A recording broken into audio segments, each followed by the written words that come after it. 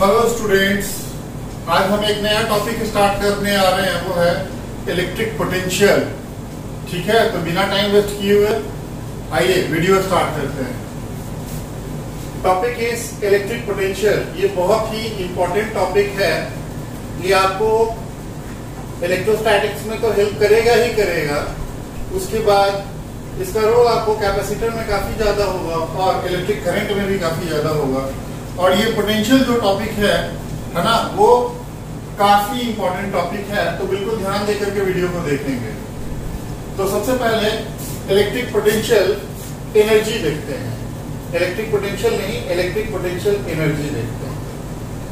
बच्चों, एक बात हम जानते हैं वॉक एनर्जी थ्योरम से कि वॉक एनर्जी थ्योरम हमने देखा था, वो था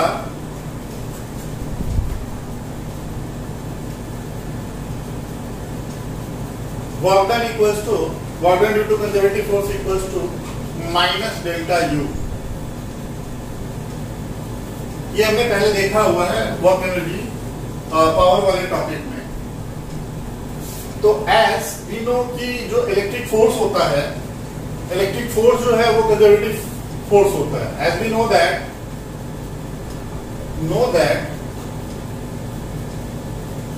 the electric force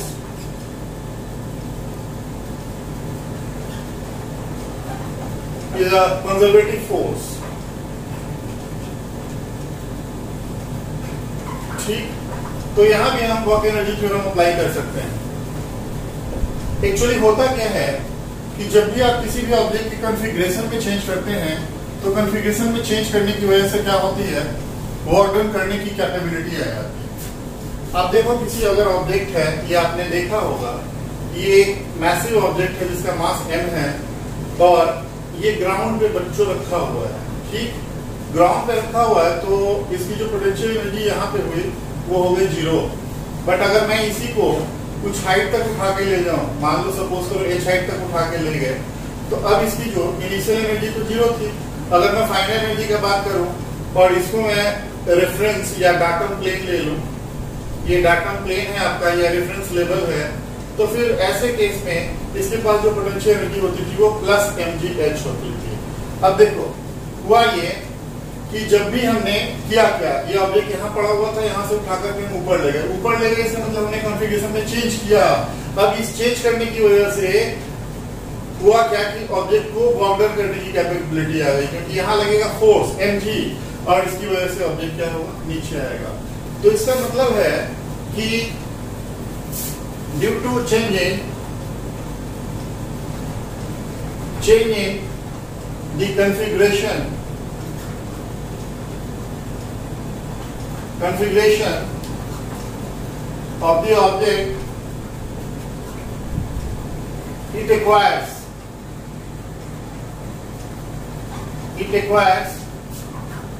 the capability of doing work, ठीक। तो अगर आप ध्यान देके देखो तो यहां हमने वर्क एनर्जी थ्योरम में लिखा, चूंकि delta U equals to minus WC, ये भी तो लिख सकते हैं। और बच्चों वर्क डन जो होगा उसको क्या हम लिख सकते हैं, F.dr। This is what, delta को du लिख लो आप। ठीक, तो du का मतलब हुआ, ये अगर इधर भी इंटीग्रेशन होगा तो आप लिखोगे क्या, u फाइनल। अगर ये इनिशियल है और ये फाइनल है, तो u final minus u initial equals to what, minus f into dr। ये आपका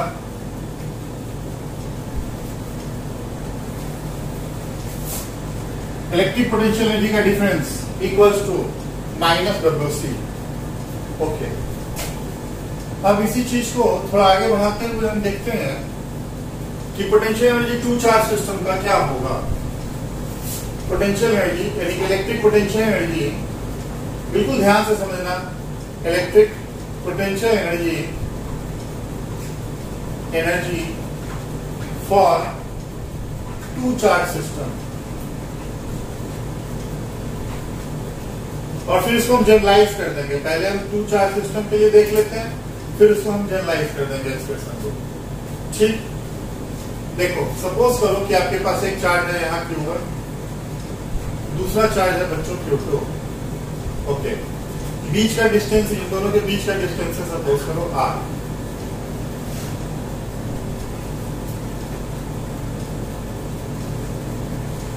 हम चाहते हैं, और यहां पे हमने ले लिया इंफिनिटी, ये इनफाइनाइटली लार्ज डिस्टेंस पे है।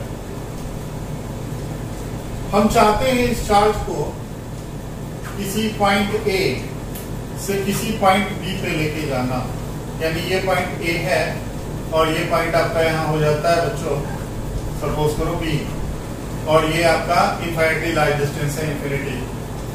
यहां से यहां तक का डिस्टेंस बच्चों मैंने R1 लिया और ये है आपका R2। ठीक, एक काम करो आप इस चार्ज को थोड़ा सा इधर ले जाते हैं, हल्का सा डिस्प्लेस करते हैं Q2 को, कितना dr डिस्प्लेस करते हैं। अब dr डिस्प्लेस अगर हमने इधर की तरफ किया तो आप देखो क्या फोर्स इधर की तरफ नहीं लग रहा है, इलेक्ट्रिक फोर्स तो इधर ही है, फोर्स इधर डिस्प्लेसमेंट इधर, तो क्या वर्क डन पॉजिटिव होगा। तो ऐसे केस में आप जो एलिमेंटल वर्क डन लिखेंगे dw होगा, वो होगा F dr, F dot dr होता है ना, इसको आप लिखोगे F dr cos कितना 0 डिग्री, मतलब F into dr, simple. This is the work done. Okay, but हमें तो निकालना पोटेंशियल एनर्जी का चेंज, और ध्यान रखना पोटेंशियल एनर्जी हमेशा चेंज के टर्म में एग्जिस्ट करता है। ये आपका जो है ये है change in potential energy, change in potential energy, electric potential energy, यही हमें कैलकुलेट करना है। इसका मतलब हम जब ऑब्जेक्ट को उसके कॉन्फ़िगरेशन में चेंज करते हैं तो उसकी वजह से जो पोटेंशियल एनर्जी का चेंज आता है वो कितना होता है ये कैलकुलेट करना है। तो इस तरीके से हमने dw निकाल लिया। ओके, अब देखो फोर्स कितना लगेगा, फोर्स यहाँ लगा K into Q1 Q2 upon R square into dr। Okay, और अगर work energy theorem using work energy theorem, अगर वर्क एनर्जी थ्योरम को यूज करेंगे तो क्या लिखेंगे बच्चों, लिखेंगे हम du equals to minus dw। तो इसका मतलब ये हुआ minus K into Q1 Q2 upon R square into dr, this is what du। अब इसको हम इंटीग्रेट कर देंगे प्रॉपर लिमिट्स के साथ, तो हमें पोटेंशियल एनर्जी का चेंज नजर आ जाएगा। हाँ बच्चों, तो देखो ये है आपका du, तो du इक्वल्स टू आएगा कितना minus K Q1 Q2 upon R square into dr। अब इसको इंटीग्रेट कर लो आप इनिशियल से लेके फाइनल, और ये K Q1 Q2 कांस्टेंट है तो it can be taken out from the integration. So we are left with for dr upon r. Limit of the integration is from r1 to r2. Okay. So it's what uf minus ui, which equals to minus k into q1 q2 upon this is r square. Integration of what sir? R the power minus 2 into dr. Limit of the integration is from r1 to r2. So it's k q1 q2, और इसका integration बच्चों होता है minus 1 by r। कहां से कहां तक, R1 से लेके R2 तक। ठीक है, तो ये है आपका UF माइनस UI। यहाँ एक माइनस साइन आपके पास ऑलरेडी है, तो एक काम करो इस माइनस को बाहर निकाल दो, तो क्या बनेगा K Q1 Q2, और आप इसकी वैल्यू डाल देंगे तो 1 by R, R1 से लेके R2। तो ये फाइनली आपका एक्सप्रेशन आएगा K Q1 Q2 1 by R2 minus 1 by R1. This is what U final minus U initial. ये चेंज है पोटेंशियल एनर्जी का, U final minus U initial. अगर UI माइनस UF होता तो वो लॉस होता पोटेंशियल एनर्जी का। ये डिफरेंस है इन टर्म्स में, तो ध्यान से, इसीलिए तभी मैंने बोला था बिल्कुल ध्यान से समझना इसको। तो UF minus UI equals to this much. So this is what delta U, change in the potential energy, और उसकी एक्सप्रेशन आई है। अब ध्यान से देखो बच्चों कि एक बात ध्यान रखना, जैसे हमने ग्रेविटेशनल पोटेंशियल एनर्जी में देखा था, तो अगर हमने जो फाइनल पोजीशन था, अगर उसमें हमने इनफाइनाइटली लार्ज डिस्टेंस यानी इंफिनिटी पे ले लिया था, तो ऐसे केस में ग्रेविटेशनल पोटेंशियल एनर्जी वहां हमने 0 ले लिया था। सिमिलरली अगर हमारा चार्ज, इसका मतलब Q2 अगर आपका प्लेस्ड हो इनफाइनाइटली लार्ज डिस्टेंस पे, मेरे कहने का मतलब कि अगर R2 को इंफिनिटी ले लो यानी बहुत ज्यादा दूर पे है, तो ऐसे केस में क्या U फाइनल 0 हो जाएगा? तो फिर ऐसे केस में 0 minus ui equals to what? k into Q1 Q2 upon 1 by infinity minus 1 by R1। तो इसका मतलब minus ui equals to minus k Q1 Q2 upon R1। ये माइनस माइनस कैंसिल हो, ui इक्वल्स टू व्हाट?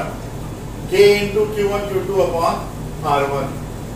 तो इसका मतलब है बच्चों कि पोटेंशियल एनर्जी जो होगा इनिशियली जो पोटेंशियल एनर्जी होगा यहाँ पे उसकी वैल्यू होगी कितनी? k into Q1 Q2 upon R1, ठीक है ना? ये पोजीशन पे यहाँ ui यहाँ मैंने लिया, this is what the initial position, this is the initial position and this is what the final position. So final position is infinity, then in that case uf would be 0 and you will get potential energy at this point A, है ना, due to two charge system। तो finally अगर मैं लिखूं मोटे मोटे तौर पे, तो मुझे रिजल्ट ये आ रहा है कि अगर आपके पास दो चार्जेस हो, एक है Q1 और दूसरा चार्ज है बच्चों Q2, अगर उनके बीच का डिस्टेंस है R, तो फिर ऐसे केस में जो पोटेंशियल एनर्जी होगा इनके बीच का वो होगा k Q1 Q2 upon R। ठीक, ओके। अब यहाँ आपको ध्यान रखना है एक बात का कि जो चार्जेस आप प्लेस करते हैं ना Q1 Q2, वो हमेशा विद साइन प्लेस होना चाहिए, यानी कि whenever you apply this formula you need to place the value of the charges with its sign. So sign is always considered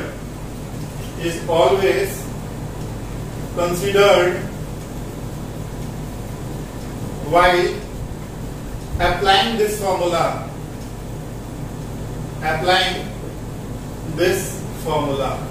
तो ये बहुत ही इंपॉर्टेंट आपने कॉन्सेप्ट सीखा कि अगर दो चार्जेस हो आपके पास Q1 Q2, अगर आर डिस्टेंस से सेपरेटेड हो तो ये कॉम्बिनेशन फॉर्म करेंगे और इस कॉम्बिनेशन का पोटेंशियल एनर्जी होगा कुछ, ठीक, और उसकी जो मैग्नीट्यूड होगी that would be k into Q1 Q2 upon r, where r is the distance between the charges. Second thing, always, since as you know potential energy is what? A scalar quantity, so always place the sign of the charges while applying this formula. Okay, problems? जो ये potential energy के concept पे है, ठीक, suppose करो हमारे पास एक यहाँ चार्ज है Q1, यहाँ एक चार्ज है बच्चों Q2 जिसका मास है बच्चों m, और अभी ये रेस्ट पे है, ठीक, यहां से यहां इसका बच्चों डिस्टेंस है अभी R1। अब देखो होगा क्या कि ये Q2 जो है इस पे इलेक्ट्रोस्टैटिक फोर्स इधर की तरफ लगेगा क्योंकि दोनों पॉजिटिव चार्ज है बच्चों, ये भी पॉजिटिव ये भी पॉजिटिव, तो ये इधर की तरफ आएगा प्लस Q2, ठीक। तो जब ये R2 डिस्टेंस पे आता है तो ऐसे केस में ये वेलोसिटी एक्वायर करेगा, इस वेलोसिटी की वैल्यू पता है, यानी कि find the value of velocity of charge Q2 when it comes to, ये पोजीशन A ले लो, ये B ले लो, comes to B, point B। देखो बच्चों हुआ क्या कि ये दोनों चार्ज यहाँ रखे हुए थे तो इनके पास पोटेंशियल एनर्जी थी, ठीक।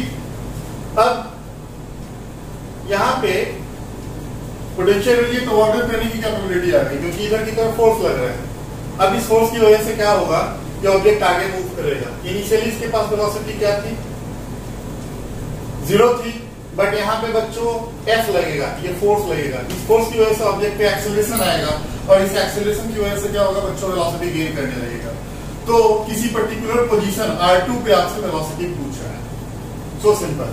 अब देखो आप कि यहाँ पे अगर हम बात करते हैं इनिशियली, यानी कि ए पे पोटेंशियल एनर्जी कितनी है, के Q1 Q2 अपॉन व्हाट, सब दोनों पॉजिटिव चार्ज है इसलिए ये होगा। ठीक, ओके। काइनेटिक एनर्जी ए पे कितनी होगी, 0। ओके, पोटेंशियल एनर्जी बी पे कितनी, के Q1 Q2 अपॉन R2, और काइनेटिक एनर्जी बी पे कितनी हो गई बच्चों, half into M into B का स्क्वायर। बच्चों ध्यान दो, यहाँ एनर्जी इसलिए कंजर्वेशन प्रिंसिपल एनर्जी का अप्लाई होगा क्योंकि देखो बच्चों यहाँ पे क्या हो रहा है, एफ इधर की तरफ लग रहा है और फोर्स इस पे इधर की तरफ लगेगा। अगर मैं इसको पूरे को सिस्टम मान लो तो इस पूरे सिस्टम पे क्या हो रहा है कि नेट फोर्स कितना 0 है। अब नेट फोर्स 0 है तो सिंपल सी बात है, आप एनर्जी कंजर्व करा सकते हो दो पोजिशन पे। तो चूंकि F external is what, 0, so simple EI equals to AF। ठीक, तो KI plus UI equals to KF plus UF। अब बताओ, initially kinetic energy 0, potential energy initially KQ1 Q2 upon what, R1 equals to kinetic energy half mv square plus electrostatic potential energy at point B is what, this much. So यहां से आप velocity calculate कर लोगे, very simple. इसको आप इधर ले आओ तो इसमें half mv square equals to KQ1 Q2 common हो गया, 1/R1 माइनस 1/R2, और यहां से वेलोसिटी कितना, 2k Q1 Q2 upon m, 1/R1 minus 1/R2 का अंडर रूट आंसर। क्या आंसर? ठीक, अब बात करते हैं सिस्टम का, यानी कि electric potential energy for system of charges. Electric potential energy for system of charges. अगर आप अभी तक दो चार्ज का बात कर रहे थे, दो से ज्यादा हो, जैसे एक काम करते हैं, एक प्रॉब्लम ही ले लेता हूं, उससे आपको आइडिया लग जाएगा। मान लो अगर मैंने प्रॉब्लम एक लिया कि आपके पास क्या है बच्चों, एक ट्रायंगल है और इस ट्रायंगल पे हमने इसके जो कॉर्नर्स है वहां क्यू चार्ज रखा, इसका साइड ए है। ठीक, अब मुझे इस पोटेंशियल एनर्जी का कॉम्बिनेशन बताना है। मान लो ये 1 है, ये 2 है और ये 3 है। तो आपसे पूछ रहा है U ऑफ सिस्टम, यानी पोटेंशियल एनर्जी सिस्टम का क्या होगा। बच्चों इसको करने का दो तरीका है ना, एक आसान है और दूसरा उससे भी आसान है ना। अगर आप देखो इसको आप स्कूल वाले मेथड से यानी CBSE वाले मेथड से करोगे तो सिंपल एक कॉम्बिनेशन, दूसरा कॉम्बिनेशन और तीसरा कॉम्बिनेशन, यानी कि आप सिंपल आंसर लिख दोगे कि U of system equal to कितना हो गया बच्चों, 3 times of what, K Q1 Q2 यानी Q स्क्वायर बाय कितना, बाय A आंसर। ठीक है, बट इसी को मैं आपको थोड़ा अच्छे तरीके से समझाता हूं और अच्छा तरीका क्या है वो समझे, जिससे कभी गलती नहीं होगी। ये तो 3 है, अगर आपके पास है ना 8-10 का कॉम्बिनेशन आ जाएगा तो डिफिकल्टी हो जाएगी। तो इसलिए आप समझो, सबसे पहला नंबर बात, अगर आप परम्यूटेशन कॉम्बिनेशन जानते ही हो आप, ये कॉम्बिनेशन क्या है, क्या 3C2 कॉम्बिनेशन है। तो इसका मतलब क्या होगा, factorial 3 upon factorial 2 into factorial 3 minus factorial 2। तो क्या ये 3 इंटू 2 इंटू 1 हुआ अपॉन 2 इंटू 1 इंटू 1। इसको इससे काट दो, कितना बचा 3, यानी कॉम्बिनेशन कितना हुआ 3 कॉम्बिनेशन पॉसिबल है। कि ये जो U ऑफ सिस्टम होगा बच्चों, ये सिंपली हुआ U मतलब पोटेंशियल एनर्जी 1 का कॉम्बिनेशन किससे बन रहा है, 1 का 2 के साथ, 2 का 3 के साथ और 3 का 1 के साथ। तो U12 plus U23 plus U31 यही हो रहा है और क्या है। अब इसकी वैल्यू बच्चों कितना है, सारी वैल्यू सेम है, यानी K Q square upon A plus K Q square upon A plus K Q square upon A। तो फाइनली आपका आंसर वही आ रहा है जो अभी थोड़ी देर पहले आपने किया था। ये बहुत सिंपल सा तरीका है, कुछ इसमें एक्स्ट्राऑर्डिनरी नहीं है। ठीक है, ओके। मान लो कुछ आपका इस तरीके से 4 का कॉम्बिनेशन सपोज करो, 4 है आपके पास, Q Q Q Q square है और साइड ए ये रखा हुआ। आपसे पूछ रहा है यू ऑफ सिस्टम क्या हो, यू ऑफ सिस्टम क्या हो।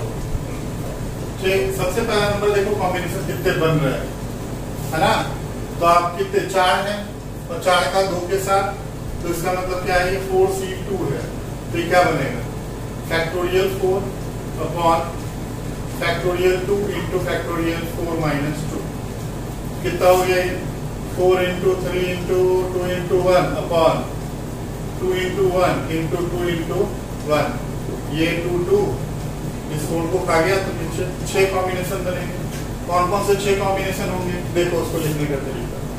यू ऑफ सिस्टम, या ऐसे आप लिखो, यू 1 का 1 के साथ, यू 1 का 2 के साथ, यू 1 का 3 के साथ, यू 1 का 4 के साथ, फिर यू 2 का 1 के साथ, यू 2 का 2 के साथ, यू 2 का 3 के साथ, यू 2 का 4 के साथ।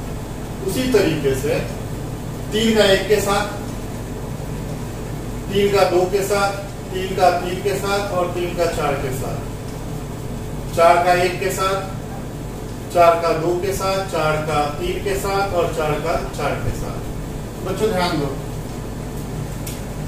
क्या क्या गया, अपने साथ तो कोई कॉम्बिनेशन होगा ही नहीं, यानी कि U11 0, U22 0, U33 0 and U44 0।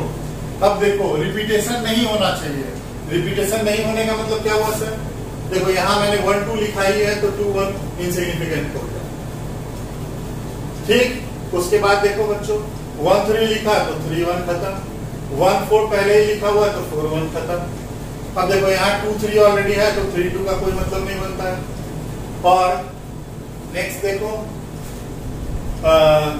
4 2 लिखा, 2 4 जब लिखा ही है तो 4 2 लिखने का मतलब नहीं बनता है।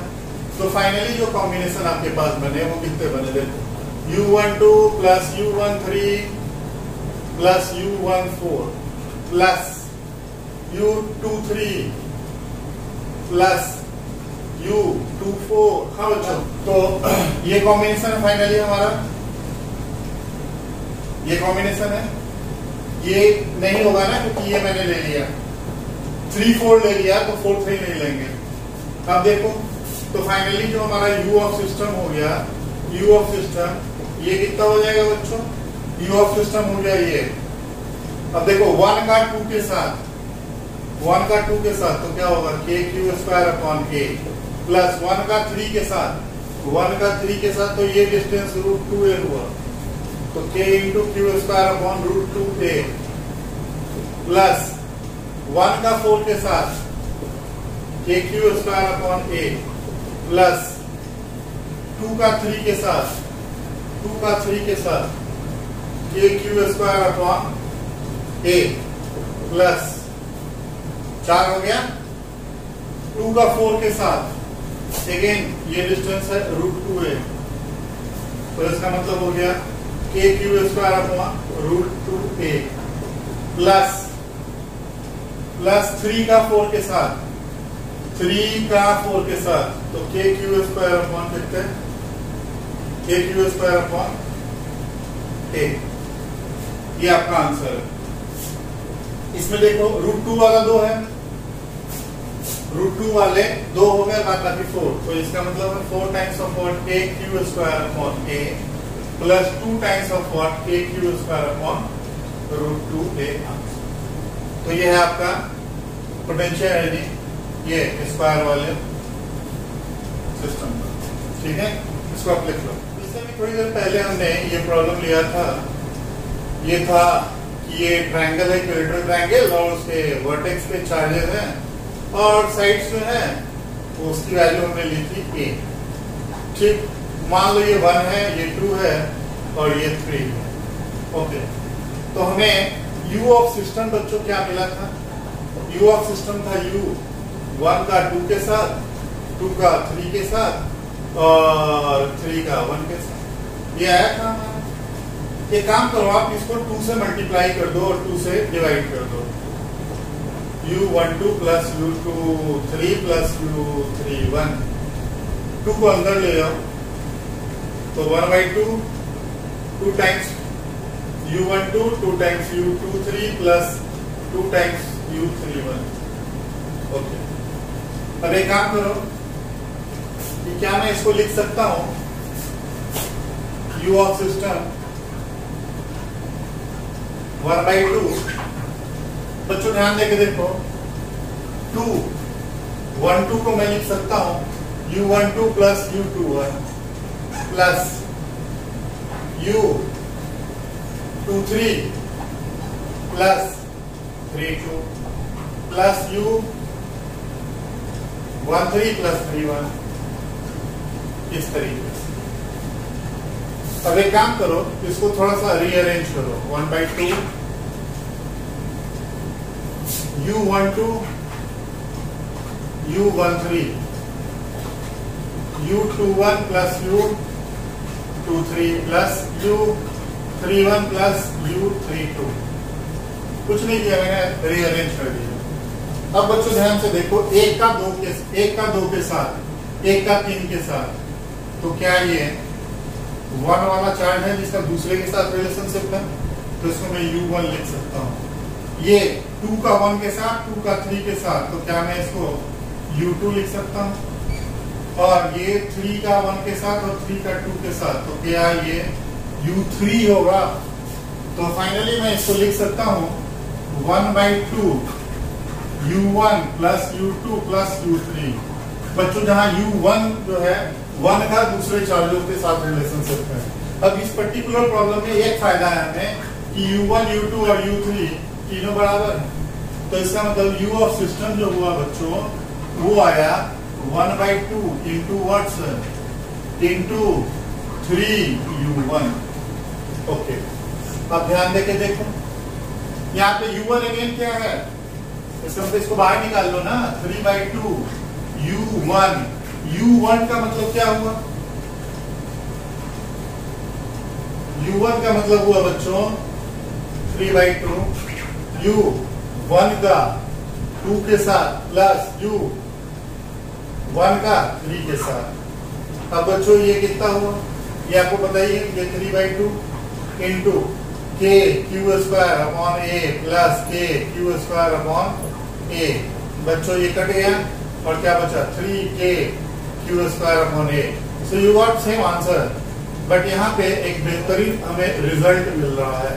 क्या मिल रहा है रिजल्ट? रिजल्ट ये मिल रहा है कि u ऑफ सिस्टम हो गया that is n/2 into u1। ये फॉर्मूला है।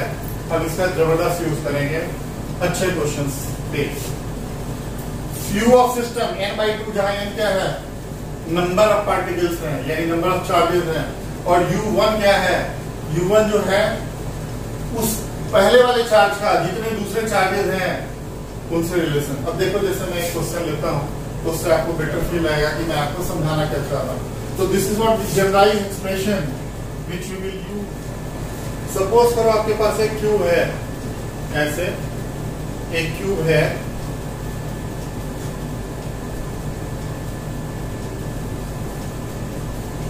क्यूब के सारे कॉर्नर्स पे क्यूब चार्ज प्लेस्ड है।